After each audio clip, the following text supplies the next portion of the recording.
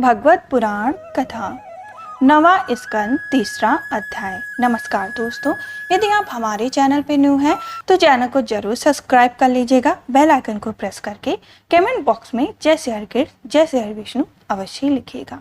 यदि आप गर्भवती माता हैं तो आप इसको प्रतिदिन प्रातः काल के समय या शाम काल के समय अवश्य ही सुने, जिससे आपको श्रेष्ठ संतान की प्राप्ति हो। जैसे संतान की आप कामना करते हैं, श्री हरि विष्णु की कृपा से आपको वैसी संतान की प्राप्ति हो।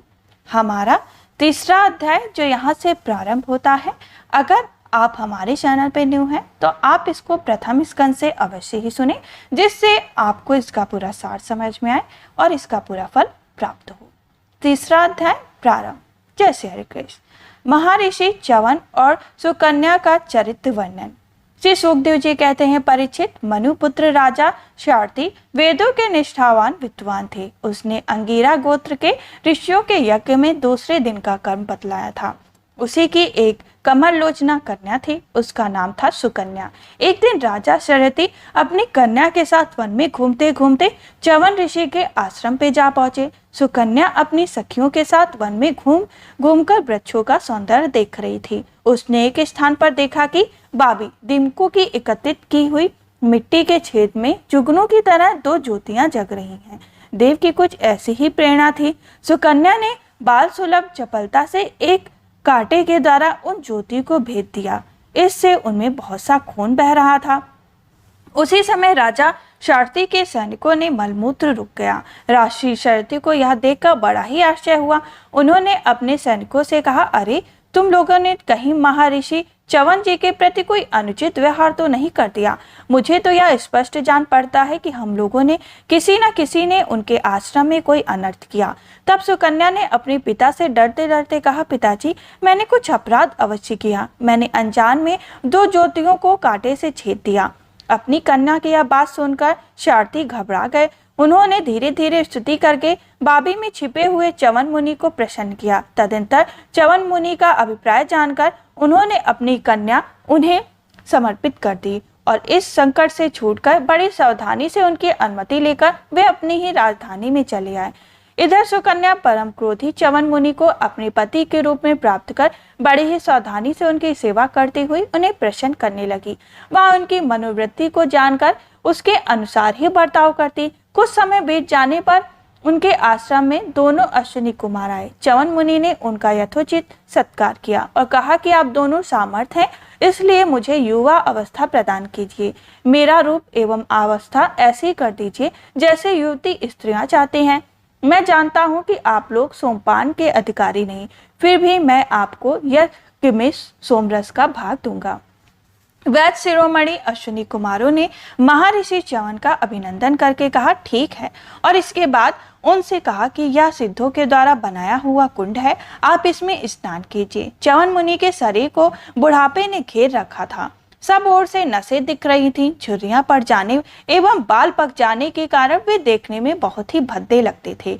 अश्विनी कुमारों ने उन्हें अपने साथ लेकर कुंड में प्रवेश किया। उसी समय कुंड से 3 पुरुष बाहर निकले।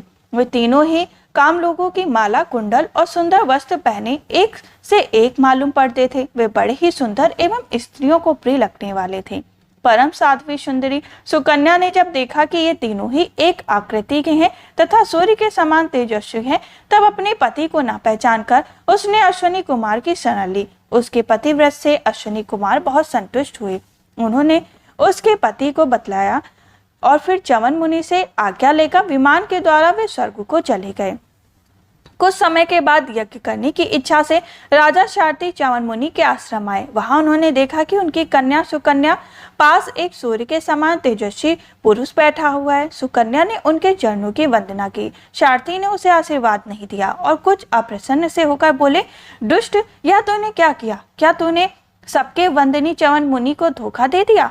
अवश्य ही तूने उनको बूढ़ा और अपने काम का ना समझकर छोड़ दिया है और अब तू इस राह चलती 4 पुरुष की सेवा कर रही है। तेरा जन्म तो बड़े ऊंचे कुल में हुआ था, या उल्टी बुद्धि तुझे कैसे प्राप्त हुई? तेरा यह व्यवहार तो कुल में कलंक लगाने वाला है। अरे राम राम, तो निर्लज्ज होकर 4 पुरुष की सेवा कर रही और इस प्रकार अपने पिता और पति दोनों के वंश को घोर नरक में ले जा रही। राजा शार्ती के इस प्रकार कहने पर पवित्र मुस्कान वाली सुकन्या ने मुस्कुराकर कहा, पिताजी, ये आपके जमाता स्वयं भृगुनंदन महर्षि च्यवन ही हैं। इसके बाद उसने अपने पिता से महर्षि च्यवन के यौवन और सौंदर्य की प्राप्ति का सारा वृतांत कह सुनाया।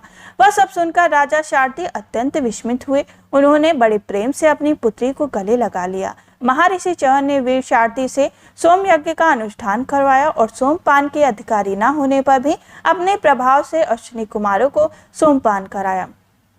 इंद्र बहुत जल्दी क्रोध कर बैठे, इसलिए उनसे यह सहा न गया। उन्होंने चिढ़कर शारदी को मारने के लिए वज्र उठाया। महर्षि च्यवन ने वज्र के साथ उनके हाथ को वहीं स्तंभित कर दिया।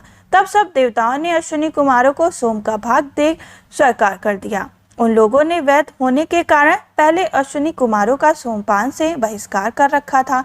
परीक्षित शारदी के 3 पुत्र थे, उत्तान वही, अनार्थ और भूरिशेन। अनार्थ रेवत हुए और महाराज रेवत ने समुद्र के भीतर कुशल स्त्री नामक की एक नगरी बसाई। उसी में रहकर वे अंतर्धान आदि देशों का राज्य करते थे। उनके 100 श्रेष्ठ पुत्र, जिनमें सबसे बड़े थे कुक्षी। कुक्षी अपनी कन्या रेवती को लेकर उसके लिए वर पूछने के लिए उद्देश्य से ब्रह्मा जी के पास गए।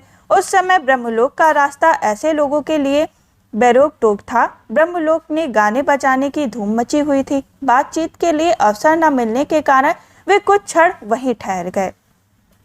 उत्सव के अंत में ब्रह्मा जी को नमस्कार करके उन्होंने अपना अभिप्राय निवेदन किया। उनकी बात सुनकर भगवान ब्रह्मा जी हंसकर उनसे कहा, महाराज, तुमने अपने मन में जिन लोगों के विषय में सोच रखा है वे सब तो काल के गाल में चले गए। अब उनके पुत्र पौत्र अथवा नातियों तो बात ही क्या, गोत्रों के नाम भी नहीं सुनाई पड़ते। इस बीच में 27 चतुर्युग समय बीत चुका है, इसलिए तुम जाओ। इस समय भगवान नारायण के अंश अवतार महाबली बलदेव जी पृथ्वी पर विद्यमान हैं। राजन, उन्हीं नर रत्न को यह कन्या रत्न तुम समर्पित कर दो, जिनके नाम लीला आदि का श्रवण कीर्तन बड़ा ही पवित्र है। वे ही प्राणियों के जीवन सर्वस्व भगवान पृथ्वी का भार उतारने के लिए अपने अंश से अवतरित हुए। राजा कुक्ति ने ब्रह्मा जी का यह आदेश प्राप्त कर उनके चरणों की वंदना की और अपने ही नगर में चले आए।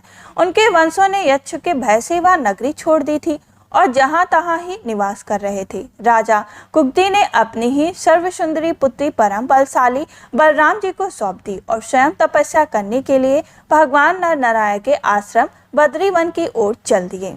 इस प्रकार हमारा 3रा अध्याय संपन्न हुआ। अब हम आपको मिलेंगे 4th अध्याय में। तब तक के लिए जय श्री हरि कृष्ण, जय श्री हरि विष्णु।